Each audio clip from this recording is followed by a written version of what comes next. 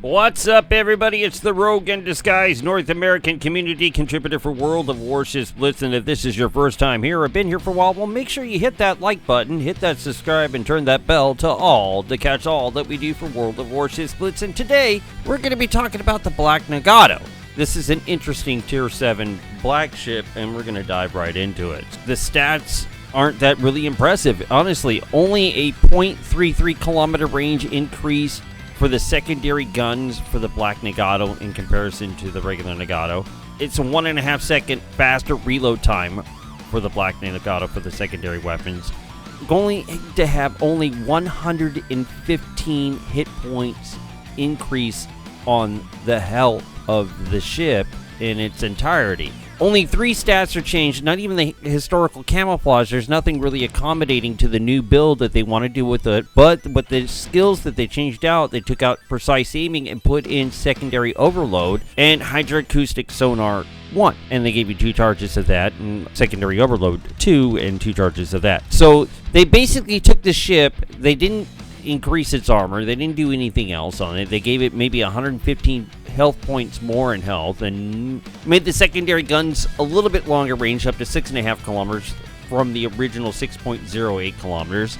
They turned it from a sniper ship into kind of a little small brawler, but with the setup that it has on, it can either really handle pesky cruisers and really annoy the snot out of destroyers with the secondary overload. It's very defensive in that manner. Other battleships, an Imperial Japanese Navy battleship that's intended for snipering, you know, and you want to turn it into a brawler ship, but the issue with the fact is that you gave it secondary overload. Okay, so you really want to rely on the secondary overload and wait for that to happen. But you didn't change the reload time of the main guns. You left it at the 21-second reload time because you can look at the stats and find out. I've already looked at it. I wrote it down. I know. So we look at this and we find out that, you know, this ship is intended for a little bit closer range combat. Okay, great. So when you go to look at the skills for this, you really want to go for building legitimately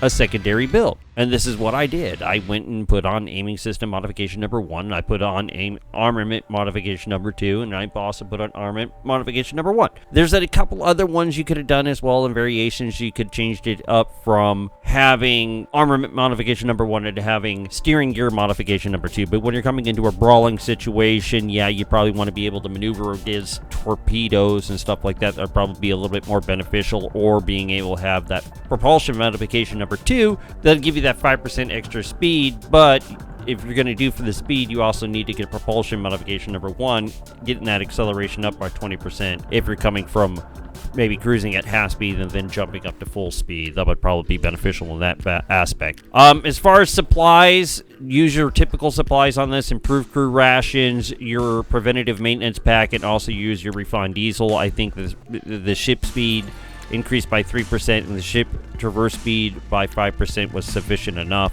in comparison to the other. I did find it a little bit more enjoyable maneuvering around DD's torpedoes by using steering gear modification number 1 steering gear modification number 2 in the 3rd slot. I found it kind of fun like that, but I noticed that the secondary guns are kind of having a little lagging issue in surviving. So I tried this setup. The secondary gun survived. I still felt I was able to go ahead and avoid torpedoes in the ship all the way around, and I thought it was all right. I didn't think it was all that bad. As far as supplies, we've already talked about the consumables. You know, use your typical consumables, of course. I didn't use anything premium-wise as far as consumables.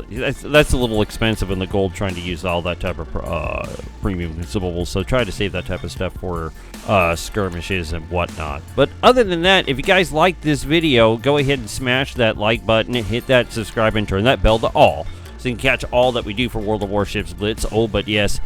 And also, guys, check out our live streams by using that Linktree link in the description and find all our social media points, platforms, or whatever terms you guys want to use these days. All the cool places I like to post stuff so you guys don't miss stuff. So make sure you guys hit all that stuff. Until then, guys, don't do anything I wouldn't do twice, and, you know, smash that like button. Do it. All right, guys, have a good one.